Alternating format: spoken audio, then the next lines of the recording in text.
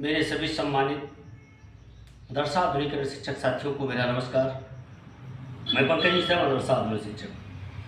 दोस्तों, हमारे देश में एक बहुत बड़ी घटना को अंजाम दिया गया है। कल रात में लगभग 7:15 बजे के आसपास दिल्ली के लाल किले पर मेट्रो स्टेशन के पास यह हादसा हुआ है और यह हादसा बहुत बीभत्स रूप ले लिया। उसमें कई लोग इस दुनिया में नहीं रह गए, कई लोग इंजर्ड हो गए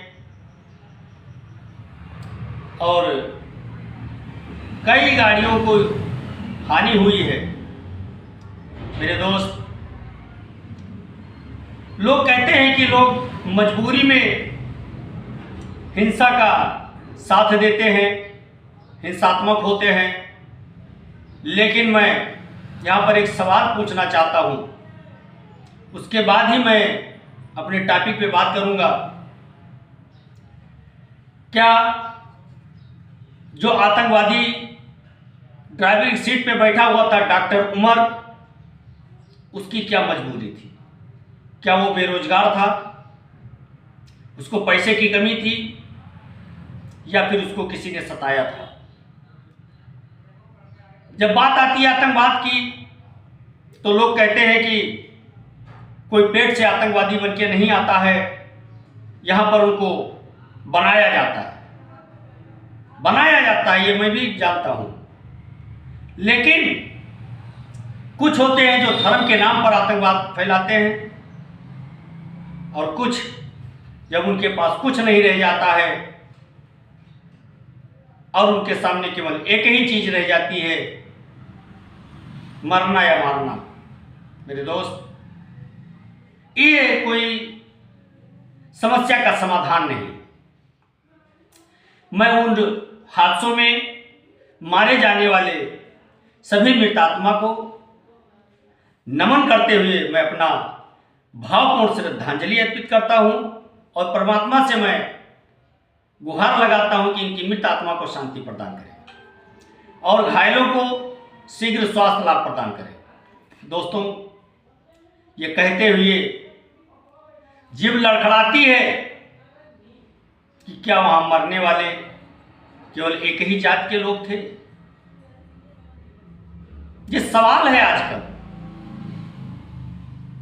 क्योंकि जब कोई आतंकवादी पकड़ा जाता है तो लोग उसकी पैरवी करने लगते हैं और उसके पैरवी का ये नतीजा है, उरी जैसे हमला होता है, पुलवामा जैसे अटैक होता है, ताज ओबराय होटल जैसा कांड हो जाता है, और फिर आज मेरे दोस्त, ये काफी समस्याएं पैदा करने वाली बात है। जब बाहरी लोगों को देश से निकालने का बात आता है, सुरक्षा से उनको खतरा बताया जाता है, तो लोग उनके पक्ष में खड़े हो जाते हैं। जैसे कल आपने देखा होगा, अभी 2 दिन पहले SIR पश्चिम बंगाल में लागू किया गया है और अभी टीमें उनके घरों तक नहीं पहुंच पाई हैं, लेकिन जैसे एक देहाती कहावत है कि चोर के दाढ़ी में तिनका होता है, सारी ट्रेनें फुल हो गई, स्टेशन पे भगदड़ मच गया, खचाखच आदमियों से भर गया स्टेशन, सब अपने अपने देश भागने लगे। क्यों? अभी तक तो ये कहा जाता था कि पश्चिम बंगाल में बाहरी कोई है ही नहीं, लेकिन जैसे SIR लागू होता है, पूरा का पूरा मोहल्ला सुनसान हो गया। मेरे भाई,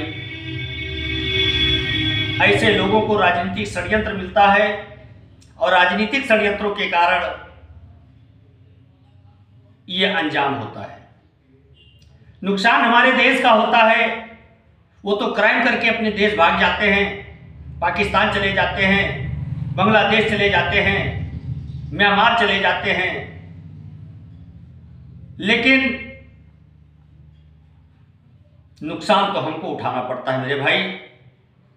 इसलिए मैं आप लोगों से अपील करना चाहूंगा कि इन कुत्तों को, आतंकवादी मानसिकता वाले कुत्तों को रोटी डालना बंद करें।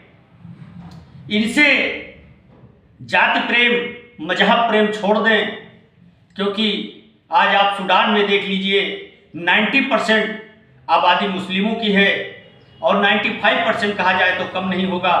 लेकिन आज सूडान में क्या हो रहा है मेरे भाई, चारों तरफ तांडव हो रहा है, एक दूसरे को मरने मारने पर तुले हुए हैं। तो ऐसे लोग जिनके दिमागों में गंदा भरा हुआ है, वो किसी मजहब के, ना किसी व्यवहार के, ना किसी समाज के, ना किसी देश के सगे नहीं हो सकते हैं। क्योंकि आज सूडान में देखा गया है वो भूखमरी का आलम है। त्वरित लाभ के लिए ऐसा एलिगेशन लगाया गया है कि सऊदी अरब के शाह पर वहां इस समय मौत का तांडव खेला जा रहा है। ट्रकों में भर भर लोगों को जिंदा जला दिया जा रहा है, गड्ढा खोद करके जिंदा दफन कर दिया जा रहा है। वहां तो कोई हिंदू मुस्लिम का राइट तो नहीं है, वहां तो सभी एक ही जाति के लोग हैं। तो ऐसा क्यों हो रहा है? वहां नहीं होना चाहिए। लेकिन मेरे दोस्त, ये होगा क्योंकि वहां वर्चस्व की लड़ाई हो गई। त्वरित फायदा के लिए एक पहाड़ पर सोने की खदान की सूचना मिलते ही वहां पर बसे लोगों को मारा जा रहा है। मेरे दोस्त, कब समझोगे? त्वरित लाभ के लिए, निजी फायदे के लिए कब तक देश का नुकसान करते रहोगे? कब तक राजनीति का साया आपके ऊपर पड़ा रहेगा? अगर देश सुरक्षित है तो आप भी सुरक्षित हैं मेरे भाई, और जब आप सुरक्षित हैं तभी आपको रोजी रोजगार भी मिलेगा। लेकिन जब आपका देश संकट में आ जाएगा, आपके यहाँ रहने वाले लोग संकट में आ जाएंगे, तो क्या करोगे? अलग देश बनाकर क्या करोगे? उससे विद्रोह करके क्या पाओगे? क्या हासिल होगा? अच्छी खासी जिंदगी चल रही है, उसमें भी लाला लग जाएगा मेरे भाई। कि मेरी बातों को समझो, गौर करो, क्योंकि आज बड़ी तकलीफ हो रही है।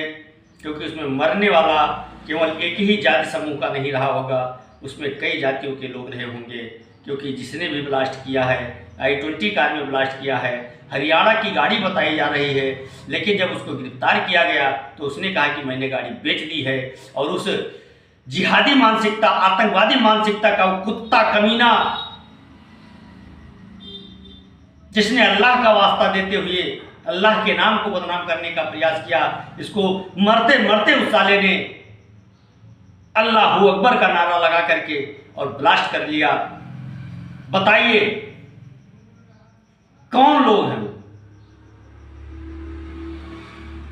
मेरे दोस्त, अभी कल ही परसों की सूचना है, 2-3 जगहों पर 2-3 आतंकवादी पकड़े गए, 3 कुंटल RDX पकड़ा गया। विस्फोटक पदार्थ कहां से आया?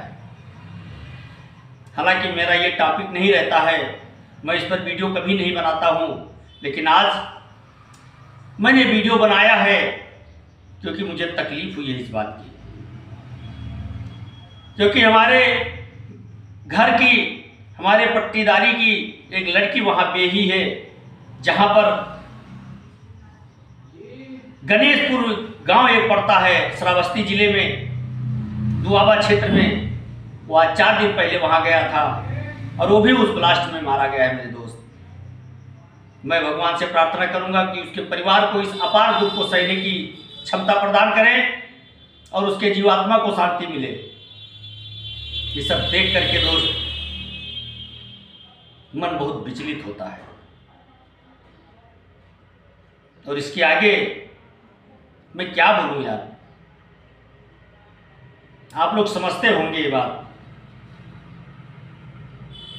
जब आप रहोगे तभी हिंदू मुस्लिम सिख ईसाई हो पाएगा, आपका देश रहेगा, आप स्वतंत्र हैं। जितना सुरक्षित आप अपने हिंदुस्तान में है उतना सुरक्षित आप किसी देश में नहीं रहोगे। कोई भी हो, चाहे हिंदू हो, चाहे मुस्लिम हो, चाहे सिख हो, चाहे ईसाई हो। लेकिन कुछ लोगों की मानसिकता गंदी है। मैं जानता हूं कि ये वीडियो हमारा नहीं चलेगा, मैं जानता हूं, लेकिन जितने लोग देखेंगे उतने लोगों तक ये संदेश हमारा जाएगा मेरे भाई। और उस मानसिकता के लोग मेरा वीडियो नहीं देखेंगे, कोई बात नहीं। मैं अपना काम कर रहा हूं, जो मुझे दिखाई दिया वो मैंने आपके सामने रखा। बाकी आप लोगों की मर्जी, आप देखो ना देखो, आपका काम है। नमस्कार।